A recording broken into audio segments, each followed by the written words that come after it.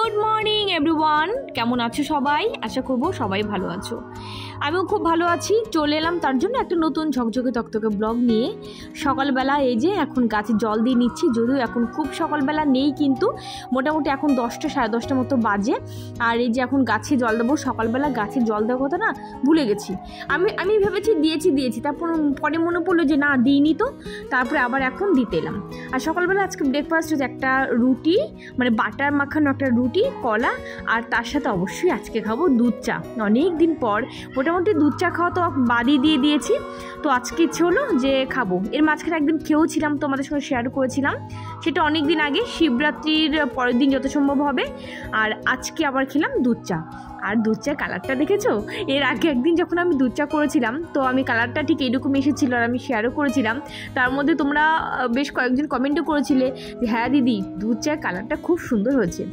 Actually চা তৈরি করতে গেলে না, চাটা তখনই টেস্ট হবে, তুমি দেখেই বুঝতে পারবে যে আজকে চা টেস্ট হবে কি না হবে, মানে তোমার মনের মতো হবে কি না হবে, এটাই জানো তো। তো যাই হোক, চলো। আর এবার হচ্ছে আজকে এই ঘরে বেড কভারটা আজকে চেঞ্জ করে দেবো। ওই ঘরে বেড কভারটা চেঞ্জ করে দেওয়ার কথা ছিল, কিন্তু না, আজকে এই ঘরে বেড কভারটা চেঞ্জ করে দেবো। বাড়ির তিন পাশে, মানে 3 দিকে পুজো হচ্ছে এই হোলি উৎসবে।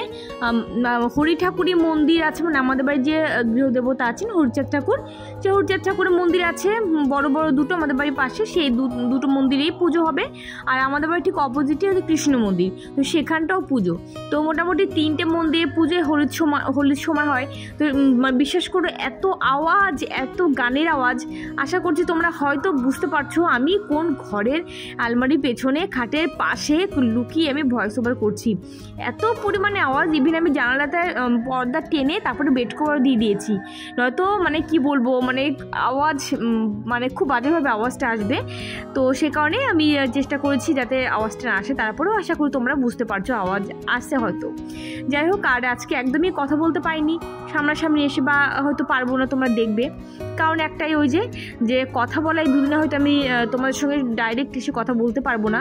আর যদিও বা বলি, দেখা গেলো সে রাত 12টার পর, তার আগে হবে না। যাকে চলো, ওই ঘরে বেড কভার তো ক্লিন করে দিলাম, মানে তুলে। তারপরে এদিকে আবার জামা কাপড় যেগুলো ধুতে দেওয়া দরকার ছিল, ভাবলাম তাড়াতাড়ি করে দিয়ে দেই, আর তারপরে ডাস্টিং ক্লিনিংটা করি। যত তাড়াতাড়ি ধোয়া কাচা করতে পারবো তত তাড়াতাড়ি মঙ্গল।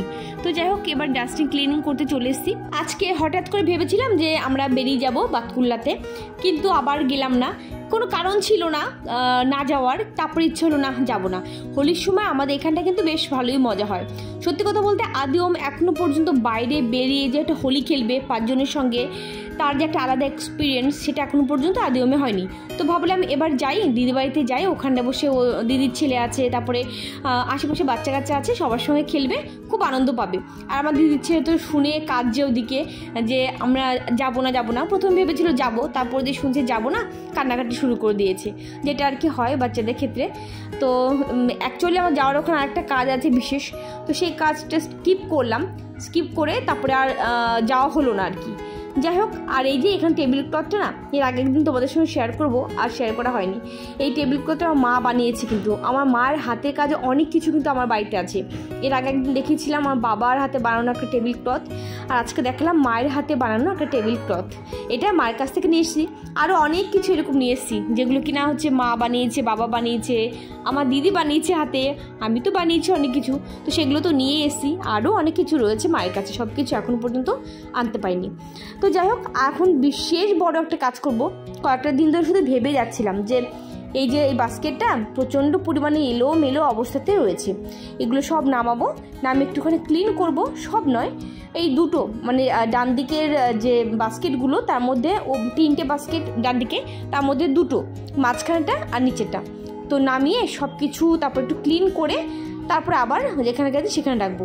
বড্ড এলোমেলো অবস্থাতে রয়েছে, যে কারণে একটা নিতে গেলে আর একটা পড়ে যাচ্ছে, বা দেখা যাচ্ছে একটার নিচে একটা ঢুকে আছে, অনেক সমস্যা হচ্ছে, সময় হয়ে উঠছে না। আর যখন সময় হয় তখন ওই ইচ্ছে থাকে না, সব কিছু মিলিয়ে ওই বলতে পারো করাই হচ্ছে না। তো ওপরের মাঝখানে যে সেলফটা, ওটা ক্লিন করে নিলাম, এবার নিচের সেলফটাও ক্লিন করে নেবো। নিচের সেলফটা মূলত কী থাকে বলো তো, ওই টিফিন বক্সগুলো, তারপরে যে ফুড কন্টেনারগুলো আর কি, সেইগুলো আর কি মোটামুটি থাকে। তো এগুলো নামিয়ে ভালো করে একটুখানি ক্লিন করে নেবো। তবে 2-1 দিনের মধ্যে আমার মনে হলো যে সমস্ত বাস্কেট সমস্ত কিছু নামিয়ে তারপরে হচ্ছে ভেতরটাও ক্লিন করতে হবে। ভিতরটা বেশ পরিমাণ নোংরা হয়েছে আর বেশ অনেকদিন হয়েও গেল যে ভিতরটা ক্লিনও করা হয় না। তো আজকে আমার পক্ষে সম্ভব না, কারণ একা একা বাস্কেট না, এই সমস্ত বাস্কেট যার যার ঘরে আছে তোমরা জানো যে একা একা বের করাটা পসিবল হয় না। আর আমার একটা কর্নারের দিকে তো একটু অসুবিধে হয়ে যায়। তোমার হাজব্যান্ডের সহযোগিতা অবশ্যই লাগবে এখানটা। তো যখন বাড়িতে থাকবে সেদিনকে হচ্ছে এটা করব। তো যাই হোক, দেখো তোমার সাথে কথা বলতে বলতে এদিকে সমস্ত বাস্কেটে নামিয়ে ক্লিন করে আবার মোটামুটি একটুখানি অর্গানাইজ করে নিলাম। তো কী বলতো, সব কিছু গোছানো থাকলে বা পরিপাটি থাকলে নিজে কাজ করার সুবিধা হয়, দেখতেও ভালো লাগে। আর যে কোনো অর্গানাইজ করা কাজ মানে দেখতে তো ভালো লাগে, আর কাজ করার ক্ষেত্রেও কিন্তু অনেক সুবিধা হয়। এখানটা পুরোপুরি কিন্তু আমার ক্লিন করা হয়ে গেছে। এই যে মূলত এখানটা সমস্ত লিড থাকে, সমস্ত লিডসগুলো এখানটা রয়েছে, বিভিন্ন রকম টিফিন বক্সে, ফুড কন্টেনার, তারপর হাঁড়ির ঢাকনা, এর ঢাকনা, ওর ঢাকনা, মোটামুটি এগুলো আর কি থাকে। আর ছোটো ছোটো প্লেট, তারপরে ছোটো ছোটো যে বাটিগুলো টুকটাক, এগুলোই মেনলি আর কি এখানটায় থাকে।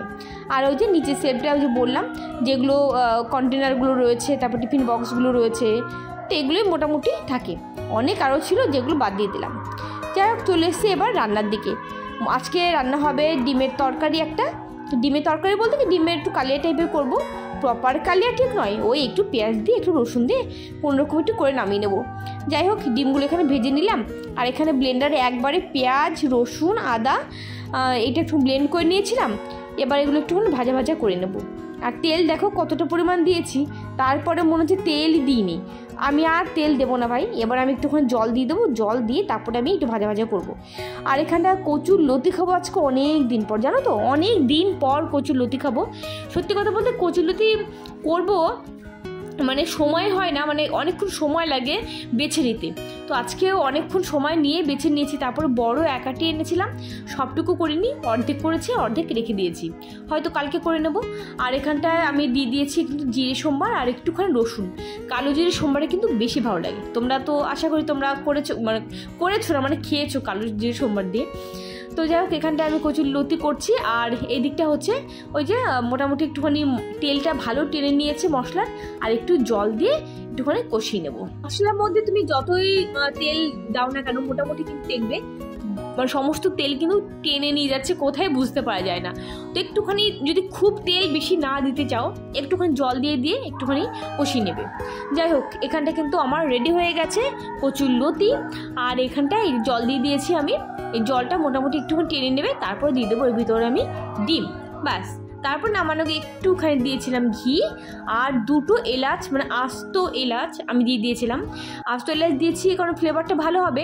এদিকে আস্ত এলাচ যদি আমি দিই, দাঁতে বাঁধলে কিন্তু খাওয়ার সময় খুব বাজে লাগে। তো সেক্ষেত্রে কিন্তু আস্ত যদি দিই তাহলে কিন্তু দাঁতে বাঁধবে না। আর যাই হোক, ভালোই হয়েছিল আজকে ডিমের কালিয়া, ঠিক বলবো না প্রপার, তো যেরকম পেরেছি সেরকমই করেছি। আর ওখানটা কচুর লতি আমার তো ভীষণ পছন্দের একটা খাবার।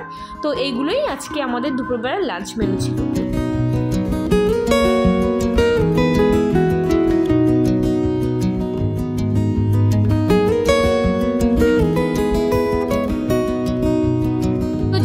সকাল থেকে আজকে প্রচুর কাজকর্মগুলো করে নিয়েছি, বিশেষ করে বাস্কেট ক্লিন করে নিয়েছি। অনেক সময় লেগে গেছে বাস্কেট ক্লিন করতে। এবার তোমাদেরকে দেখিয়ে দিই কী কী রান্না করলাম। এই যে 2 রকম তরকারি করে ফেললাম।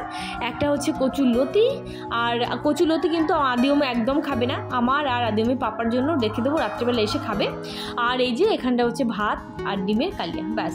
আর তোমাদেরকে বললাম ওই যে খানিকটা পরিমাণে কচুর লতি রয়ে গেছে, সেই তোমাদের দেখিয়ে দিলাম। আর এর মাঝখানে দেখো ধোয়া কাচা হয়ে গেছে মেশিন আমার।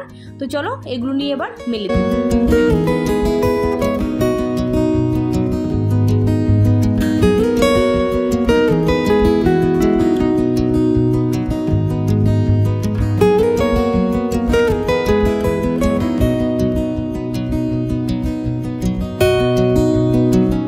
দেখতে দেখতে সন্ধ্যা হয়ে গেল।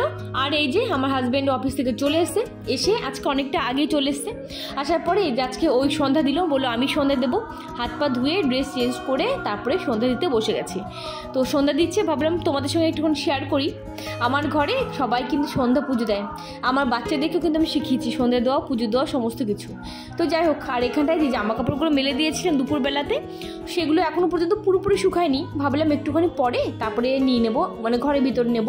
এখনও পর্যন্ত বাইরে যেহেতু একদম রাত হয়ে যায়নি, তো সেই কারণে জানালা রেখে দিলাম। আর একটু শুকোক, তারপরে নিয়ে ভাঁজ করে রেখে দেবো। অনেকক্ষণ আগে কিন্তু মেলে দিয়েছিলাম, তারপরেও কি জানি ভালো করে শুকায়নি কেন, শুকিয়ে যাওয়ার কথাই ছিল।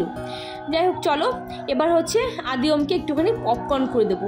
বলছে মা পপকর্ন খাবো, তো সেই কারণে একটুখানি পপকর্ন করে দেবো। এখানটা আমি 2 প্যাকেট নিয়ে নিয়েছি পপকর্ন। আর পপকর্ন খেতে কিন্তু সবাই মোটামুটি ভালোবাসে, সকাল হোক সন্ধ্যায় হোক যখনই যাই হোক না কেন, পপকর্ন খেতে কিন্তু কারো মোটামুটি না নেই, ভালোও লাগে। আবার ঘরে তৈরি করে খেলে কিন্তু হেলদিও বটে। তো যাই হোক, এই যে এখন পপকর্ন করা হয়ে গেছে, পপকর্ন করে নিয়ে ওদেরকে দেবো। আর আজকে প্রেসার কুকারে করলাম, মোটামুটি 1 প্যাকেট করলাম, কড়াইতে করি। আর এখানে দেখো প্রেসার কুকার যে লিডটা, তার অবস্থা দেখেছো, পুরো একদম তেলে পরিপূর্ণ হয়ে গেছে। তো এই যে পপকর্ন হয়ে গেছে, অতি আগ্রহে বসে আছে আদিও, কখন দেবো কখন দেবো। এর মাঝখানে দুবার এসে বলেও গেছে মা হয়েছে, আমলি দাঁড়া একটুখানি। আর বেশিক্ষণ সময়ও লাগে না, আর বেশ পেটও কিন্তু ভরে যায়, তাই না বলো? চলো এবার আদিওমকে পপকর্নটা দিয়ে আসি। পপকর্নটা দিয়ে এসে তারপর আমিও বাঁচি, একটু পাতলা করে খেয়ে নিল আমাকে। আর তোমাদের সঙ্গে ভালো একটা জিনিস আমি শেয়ার করবো, সেটা হলো হচ্ছে আমাদের বাড়ির পাশে যে বললাম না তোমাদেরকে যে অনুষ্ঠান হচ্ছে, তো র্যালি বেরিয়েছে। মানে যেটা হয় আর কি প্রত্যেকটা অনুষ্ঠানে, মানে শুরুর আগে যে র্যালিটা বের হয়, এই যে হরিচাঁদ ঠাকুরের ছবি নিয়ে আর কি বেরিয়েছে। তো দেখো কি সুন্দর লাগছে। এখানটা আমারও যাওয়ার কথা ছিল, কিন্তু আমি যেতে পারিনি, বিশেষ একটা দরকারে আমি আর আজকে যেতে পারিনি। তো আগামীকাল যদি আমি যাই না, অবশ্যই যাব। সেখানে গিয়ে তোমাদের ভিডিও করে দেখাবো। একটা বারোয়ারি উৎসব, যেটা কিনা পাড়ার সবাই মিলে আমরা করি, খুব আনন্দ হয়, খুব মজা হয়। আর আমি এখানটা নয়েজটা দিতে পারলাম না, পাশে গান হচ্ছিল, কপিরাইট আসবে। নয়েজটা দিলে আরও ভালো লাগতো। ডাঙ্কা তালে তালে কি সুন্দর নাচ করছিল, কি ভালো লাগছিল। আর এখানে দেখো, এখানে মেয়েরা বউরা সবাই কিন্তু এক রকমের শাড়ি পরে তারপরে এই যে ডাঙ্কা কাশি বাজাচ্ছে, দেখতে কিন্তু অপরূপ লাগছিল। তো যাই হোক, আমি আর যেতে পারলাম না আজকে সমস্যার কারণে, কালকে নিশ্চয়ই যাব, তোমাদের সঙ্গে অবশ্যই সেটা শেয়ার করব। কেমন লাগলো তোমাদের অবশ্যই একটু কমেন্ট করে জানিও, যে এরকম ডাঙ্কা কাশি বাজিয়ে বাজিয়ে একভাবে ছেলেরা মেয়েরা সব যাচ্ছে, বউয়েরা যাচ্ছে, অবশ্যই কমেন্ট করে জানিও। আর চলো ব্লগ তাহলে এখানটা এন্ড করছি। সবাই অনেক ভালো থেকো, অনেক হ্যাপি থেকো। আজকের মতো টাটা।